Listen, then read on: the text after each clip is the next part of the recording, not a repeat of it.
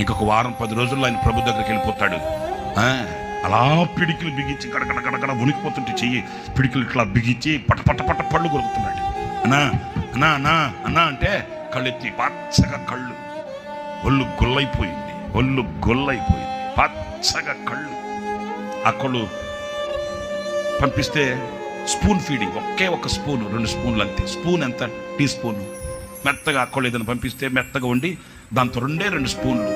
ఆ 2 స్పూన్లు తినే దైవజనుడు, ప్రభు కొరకు వెలిగిన తారది. ఆ 2 స్పూన్లు తిన్న వ్యక్తి పిడికిలు బిగించి పళ్ళు పట పట పట కొరికి అంటాడు, ప్రభు నన్ను ఒక్కసారి మరలా ఒక అవకాశం ఇస్తే భారతదేశాన్ని ఒక ఊపు